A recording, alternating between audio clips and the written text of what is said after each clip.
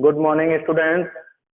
मैं हूं विवेक मेवाड़ा, आपका class teacher Emmanuel senior secondary school Tonk. बेटा मैंने आपको प्रीवियस क्लासेस में पढ़ाया था। सबसे पहले हमने पढ़ा था standard form of a complex number. पहला पॉइंट था हमारा standard form of a complex number. दूसरा पॉइंट हमने पढ़ा था modulus of a complex number. तो modulus of a complex number आपको 5.2 में क्वेश्चन करने के लिए दिए थे। फिर हमने तीसरा पॉइंट पढ़ा था argument of a complex number. इसके क्वेश्चन भी आपके 5.2 में अवेलेबल हैं। फिर मैंने आपको उसके बाद बताया था polar form of a complex number. तो पोलर फॉर्म के क्वेश्चन भी 5.2 में अवेलेबल थे। मैंने आपको जो अभी तक ये 4 पॉइंट पढ़ाए हैं, इससे आपकी 5.1 और 5.2 एक्सरसाइज पूरी सोल्व हो जानी चाहिए। और दूसरी बात यह है, मैंने आपको एक बात और बोली थी कि आपके polar form of a complex number इस साल 11th क्लास के हाफ ईयरली और एनुअल से हट चुका है, ओनली इस साल के लिए। लेकिन नेक्स्ट ईयर फिर से आएगा। तो आप पोलर फॉर्म कोई स्पेशल चीज नहीं है। जिस बच्चे ने मॉड्यूलस और आर्गुमेंट फाइंड करना सीख लिया, तो बस पोलर फॉर्म से एक फॉर्मूला है, उसके अंदर पुट करनी होती है वैल्यू को। तो मैंने आपको ये सारी बातें पहले बता दी थी। आज जो हम नया टॉपिक पढ़ेंगे वो है conjugate of a complex number.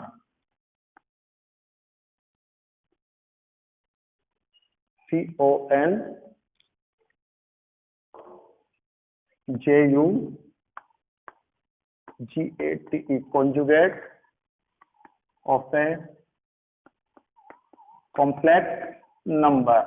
तो आज का हमारा पॉइंट है conjugate of a complex number, जो कि रिप्रेजेंट करता है कॉम्प्लेक्स नंबर के ऊपर बार से। कॉम्प्लेक्स नंबर के ऊपर बार से। तो हमने देखो क्या क्या पढ़ा है। सबसे पहले स्टैंडर्ड फॉर्म पढ़ी है a प्लस बी आयोटा। फिर हमने मल्टीप्लिकेटिव इनवर्स पढ़ा है 1/z। फिर हमने मॉड्यूलस पढ़ा है √a² प्लस b²। फिर हमने आर्गुमेंट पढ़ा है थीटा। फिर हमने पोलर फॉर्म पढ़ा है। अब उसके बाद नया टॉपिक आ रहा है आपका conjugate of a complex number. तो conjugate of a complex number के आपको बुक के अंदर क्वेश्चन जो दे रखे हैं वो है मिसलेनियस का 14, मिसलेनियस का 4, एग्जाम्पल नंबर 14,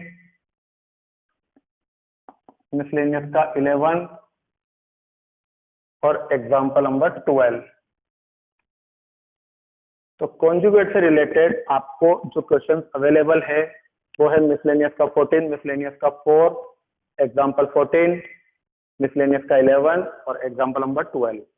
तो मैं यहाँ पर आज आपको जो क्वेश्चन कराऊंगा उससे आप मिसलेनियस के जो मैंने यहाँ पर 5 क्वेश्चन लिखे हैं, इन 5 क्वेश्चन में से मैं आज आपको 2 क्वेश्चन कराऊंगा। उन 2 क्वेश्चन को देखकर आप बाकी 5 क्वेश्चन कर सकते हो। तो देखिएगा यहाँ पर आज मैं आपको कराऊंगा एक तो मिसलेनियस का क्वेश्चन नंबर 11 कराऊंगा और इसके अलावा मैं आपको एग्जाम्पल नंबर 12 कराऊंगा। मिसलेनियस का 11 और एग्जाम्पल नंबर 12। तो पहली बात अपन यहाँ पर अब स्टार्ट करते हैं कि conjugate of a complex number होता क्या है। देखिए, अगर आपको कोई भी क्वेश्चन दे रखा है, क्वेश्चन देने के बाद अगर आपने उसको स्टैंडर्ड फॉर्म में कन्वर्ट कर लिया, किसमें? स्टैंडर्ड फॉर्म में कन्वर्ट कर लिया, z बराबर a प्लस बी आयोटा की फॉर्म में कन्वर्ट कर लिया। तो कन्वर्ट करने के बाद जो मॉड्यूलस होगा, सॉरी कॉन्जुगेट होगा, कॉन्जुगेट का सिंपल सा मीनिंग याद रखो बेटा। कॉन्जुगेट का मतलब होता है आयोटा वाली टर्म का सिंबल चेंज कर दो। अगर आयोटा पॉजिटिव में दे रखी है तो उसको नेगेटिव बना दो, और अगर आयोटा नेगेटिव में दे रखी है तो उसको पॉजिटिव बना दो। क्लियर है ये बात? तो मॉड्यूलस होता है a minus B iota. Iota वाली टर्म को सिंबल चेंज कर दीजिए। ये होता है आपका conjugate of the complex number. जैसा कि मैं आपको एक एग्जांपल देना चाहूंगा, z बराबर आपको दे रखा है 4 माइनस 3 आयोटा और कह रहा है कि इसका कॉन्जुगेट फाइंड करो। तो आप क्या कर दोगे? बस याद रखिएगा, रियल पार्ट का नहीं, ओनली फॉर इमेजिनरी पार्ट का सिंबल चेंज करना होता है। तो इमेजिनरी पार्ट का सिंबल चेंज करना होता है, और इमेजिनरी पार्ट क्या बोलते हैं? आयोटा वाले पार्ट। तो मैं एक सिंपल सा स्टेटमेंट बोला है, जो भी आयोटा वाला पार्ट है उसका सिंबल चेंज कर दोगे तो वो उसका कॉन्जुगेट हो जाएगा। अब कॉन्जुगेट में दो टाइप के क्वेश्चन दे रखे हैं, एक है सिंपल क्वेश्चन जो कि स्टैंडर्ड फॉर्म में कन्वर्ट करके है, दूसरा है प्रूव दैट वाला क्वेश्चन। तो मैंने यहाँ पर दो क्वेश्चन लिए हैं, एक सिंपल क्वेश्चन है और एक प्रूव दैट वाला क्वेश्चन है। और यहाँ पर भी जो 3 क्वेश्चन होमवर्क में दिए हैं, ये भी इसके अंदर एक सिंपल वाला है और 2 प्रूव दैट वाले क्वेश्चन हैं। क्लियर है ये बात? तो अब मैं आपको सबसे पहले सिंपल वाला क्वेश्चन कराऊंगा। इस बात को नोट कर लीजिएगा, कोई भी अगर स्टैंडर्ड फॉर्म में आपको कन्वर्टेड गिवन है तो उसका मॉडुलस क्या रहेगा, कॉन्जुगेट क्या होगा? आयोटा वाले का सिंबल चेंज। बस इतना सा स्टेटमेंट याद रखना है। तो जो मैं अभी यहाँ पर क्वेश्चन ले रहा हूं वो है आपका एग्जाम्पल नंबर 12।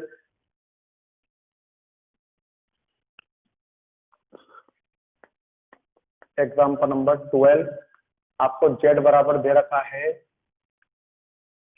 आपको z बराबर गिवन है 3 - 2 iota 3 - 2 iota 2 + 3 iota upon 1 + 2 iota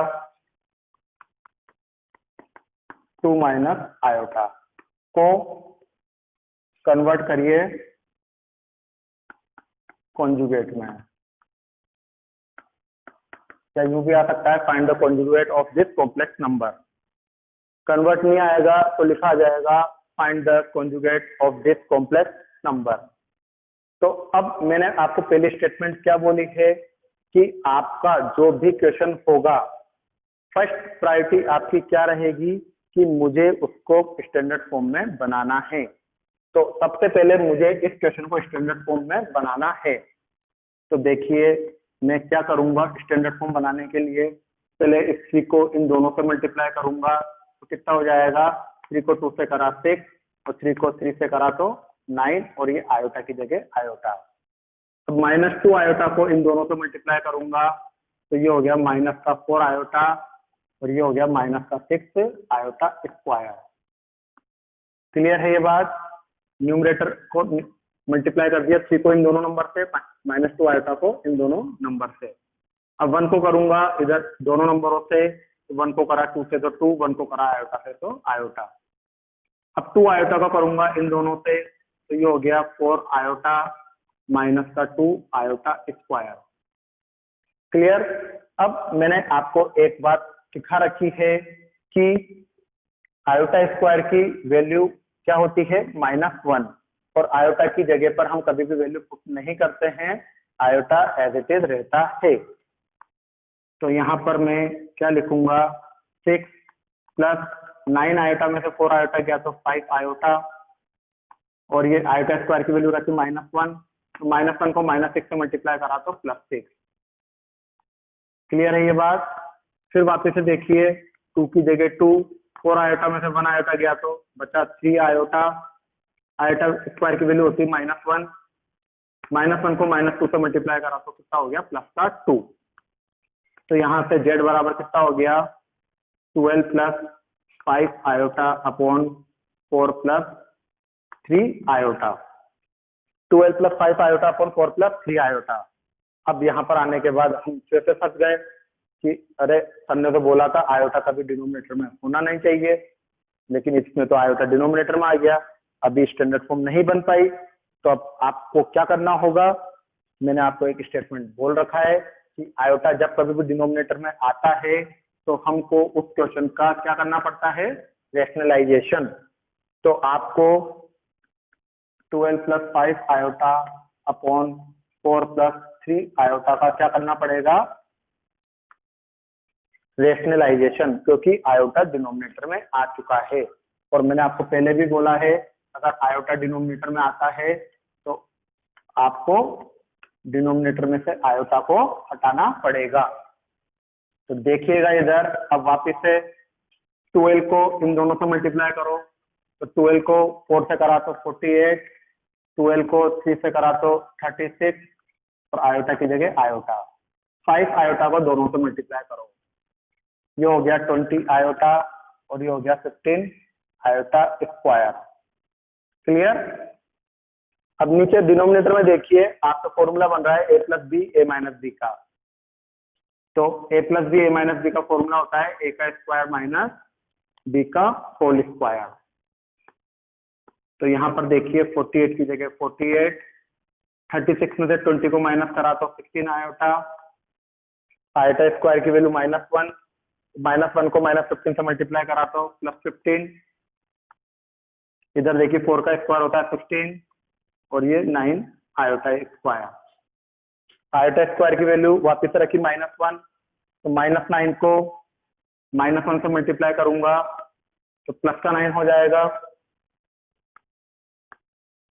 48 और 15 कितने होते हैं 63 माइनस 16 आयोटा अपॉन 25। अभी भी ये स्टैंडर्ड फॉर्म में नहीं बन पाया है क्योंकि मैंने आपको स्टैंडर्ड फॉर्म बताया था, रियल पार्ट बिल्कुल अलग होता है, इमेजिनरी पार्ट बिल्कुल अलग होता है। तो आपका यहाँ पर जेड कितना बना, आपको पता है ये बात, तीनों को अलग अलग करते हैं। तो 63/25 एक अलग पार्ट हो गया और माइनस का 16/25 आयोटा एक अलग पार्ट हो गया। तो अब आपका जो ये क्वेश्चन है ये एक स्टैंडर्ड फॉर्म बन चुका है। जेड बराबर ये है रियल पार्ट ए और ये है इमेजिनरी पार्ट बी। अब आपको इसका फाइंड करना है कॉन्जुगेट। तो कॉन्जुगेट के लिए एक सिंपल सा लॉजिक मैंने आपको क्या बताया है कि आपको बस आयोटा वाली टर्म का साइन चेंज करके लिखना होता है। तो यहाँ पर स्टैंडर्ड फॉर्म में माइनस था और कॉन्जुगेट में वो आयोटा वाली टर्म पॉजिटिव हो गई। तो आपका जो एग्जांपल नंबर 12 है उसका कॉन्जुगेट क्या आया 63/25 प्लस 16 आयोटा/25। क्लियर है स्टूडेंट? इसको नोट करिएगा, नोट करने के बाद जो इसका वर्क है वो मुझे सेंड करिएगा। अब इसके बाद में आपको, ये तो हो गया देखो वैल्यू फाइंड करने वाला क्वेश्चन। तो वैल्यू फाइंड करने वाले क्वेश्चन में आपको ये तरीका लगाना है। तो कोई सा भी अगर कॉन्जुगेट का वैल्यू फाइंड करने वाला क्वेश्चन आता है तो आपको सब क्वेश्चन में यही कंसेप्ट अप्लाई करना है। अब आता है प्रूव दैट वाले क्वेश्चन। प्रूव दैट वाले क्वेश्चन में जो मैं कंसेप्ट सिखा रहा हूँ उसी से करोगे तो ही तुम्हारा आंसर बिल्कुल सही ढंग से इजी वे में आएगा। अगर आप उसमें अपना एक्स्ट्रा दिमाग डालोगे तो बेटा कहीं ना कहीं जरूर अटकोगे। तो प्लीज मैं जो कंसेप्ट बताऊं उससे आपका आंसर बहुत जल्दी और बहुत इजी वे में आ जाएगा। तो कृपया करके मेरी बात को सुनिएगा अच्छे से और जो मैं मेथड बता रहा हूँ उसको फॉलो करिएगा। अब आपको जो अगला क्वेश्चन दे रखा है वो है मिसलेनियस का क्वेश्चन नंबर 11। मिसलेनियस का क्वेश्चन नंबर 11 अभी हमने एग्जांपल करा था। ये होते हैं प्रूव दैट वाले क्वेश्चन। जिस भी क्वेश्चन में प्रूव दैट का आ रहा है, जैसे कि आपको क्या दे रखा है a प्लस बी आयोटा बराबर x प्लस आयोटा का whole square upon 2x square plus 1। और क्या करना है, प्रूव करना है a square plus B square is equal to x square plus 1 का whole square upon 2x square plus 1 का होल स्क्वायर। तो इस टाइप के आपके जो प्रूव दैट वाले क्वेश्चन हैं, मैंने अभी आपको थोड़ी देर पहले बोला है, इस टाइप का आपको मिसलेनियस में 4th क्वेश्चन मिलेगा, 14th क्वेश्चन मिलेगा, एग्जांपल 14 मिलेगा। तो आपको प्रूव दैट वाले जो भी क्वेश्चन होंगे वो इसी तरीके से करने हैं कॉन्जुगेट के। अब इसका तरीका देखिए बेटा, प्रूव दैट के क्वेश्चनों को कैसे सोल्व करते हैं। तो पहली बात यहाँ पर यह आती है कि जो भी आपको क्वेश्चन गिवन है, आपको सबसे पहले उसको इक्वेशन नंबर 1 सपोज करना है। पहली बात, जो भी क्वेश्चन गिवन है उसको आप सबसे पहले क्या सपोज करोगे, इक्वेशन नंबर 1। और जिसको इक्वेशन नंबर 1 सपोज करोगे आपको हमेशा उसका कॉन्जुगेट लिखना है। तो क्या लिखोगे, कॉन्जुगेट ऑफ इक्वेशन 1। तो मैंने आपको कॉन्जुगेट का मतलब क्या बताया, जहां पर भी आयोटा आ रहा है उसका सिंबल चेंज करके लिख दो। तो a प्लस बी आयोटा को कॉन्जुगेट को आप क्या लिख सकते हो, a माइनस बी आयोटा। अब इधर देखिए यह है x प्लस आयोटा, तो आप यहाँ क्या लिख दोगे, x माइनस आयोटा। ये whole square as it is, ये whole square as it is आ गया। तो डिनोमिनेटर में क्या दे रखा है, 2x स्क्वायर प्लस 1। यहाँ पर आयोटा नहीं लग रहा है तो 2x square plus 1 as it is लिख दोगे और ये आपकी बन जाएगी इक्वेशन नंबर 2। क्लियर है ये बात। अब इसके बाद आपको क्या करना है, आपको इस टाइप के सभी क्वेश्चनों में, प्रूव दैट के सभी क्वेश्चनों में आपको क्या करना है कि इक्वेशन 1 और इक्वेशन 2 को मल्टीप्लाई करना है। इक्वेशन 1 और इक्वेशन 2 को मल्टीप्लाई करना है, LHS को LHS से, RHS को RHS से। तो यहाँ पर LHS क्या दे रखा है, a plus B iota equation 1 में, और इक्वेशन 2 में दे रखा है a माइनस बी आयोटा। ये इक्वेशन 1 और इक्वेशन 2 का LHS ले लिया, इक्वल की जगह इक्वल आ गया। अब दोनों के RHS लेऊंगा। इधर दे रखा है x प्लस आयोटा का होल स्क्वायर, इधर दे रखा है x माइनस आयोटा का होल स्क्वायर, और इधर दे रखा है 2x स्क्वायर प्लस 1, और इधर भी दे रखा है 2x स्क्वायर प्लस 1। तो ये मैंने LHS को LHS से, RHS को RHS से मल्टीप्लाई कर दिया। तो अब मल्टीप्लाई करने के बाद देखिए यहाँ पर आइडेंटिटी बन रही है a plus B A minus B, जो कि क्या होती है, a का स्क्वायर माइनस b का होल स्क्वायर, a का स्क्वायर माइनस b का होल स्क्वायर। यहाँ पर भी देखिए ब्रैकेट के अंदर देखो a plus B A minus B, whole square को भूल जाओ अभी, आप तो ब्रैकेट में देखिए a plus B A minus B.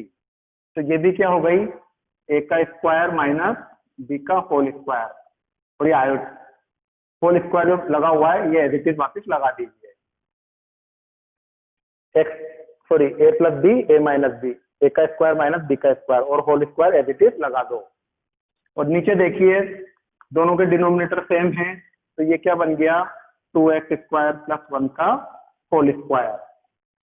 अब आपको करना क्या है, आपको आयोटा स्क्वायर की वैल्यू 1 पुट करनी है, आयोटा स्क्वायर की वैल्यू -1, तो -1 को माइनस बी स्क्वायर से मल्टीप्लाई करा तो प्लस का बी स्क्वायर। यहाँ पर भी देखिए -1 को -1 से मल्टीप्लाई करा तो +1, और ये 2x स्क्वायर प्लस 1 का होल स्क्वायर। तो बेटा ये देखिए आपका प्रूव दैट ऊपर दिख रहा है आपको, a square plus B square बराबर x स्क्वायर प्लस 1 का होल स्क्वायर और 2x स्क्वायर प्लस 1 का होल स्क्वायर। तो प्रूव दैट वाले क्वेश्चनों का सिंपल सा कंसेप्ट है, जो भी आपको इक्वेशन 1 गिवन दे रखी है, आप सबसे पहले उसका कॉन्जुगेट निकालो, कॉन्जुगेट का मतलब आयोटा वाले का साइन चेंज कर दो। तो आपको 2 इक्वेशन बन जाएगी, इक्वेशन 1 को इक्वेशन 2 से मल्टीप्लाई कर दो, और मल्टीप्लाई करके a plus B A minus B की आइडेंटिटी बनेगी, उसको अप्लाई करते ही आयोटा स्क्वायर की वैल्यू -1 पुट कर देना, और अगली स्टेप आपका आंसर आ जाएगी, आपका आंसर आ जाएगा। तो आपको मैंने वर्क बता दिया है कि आपको कौन कौन से क्वेश्चन करने हैं। तो आज के क्लासेस में आपको मैंने कॉन्जुगेट समझाया है, कॉन्जुगेट के 2 क्वेश्चन समझाए हैं और 4 क्वेश्चन होमवर्क में दिए हैं। तो आप इन क्वेश्चनों को अच्छे से करिएगा। Okay students, have a nice day, good bye.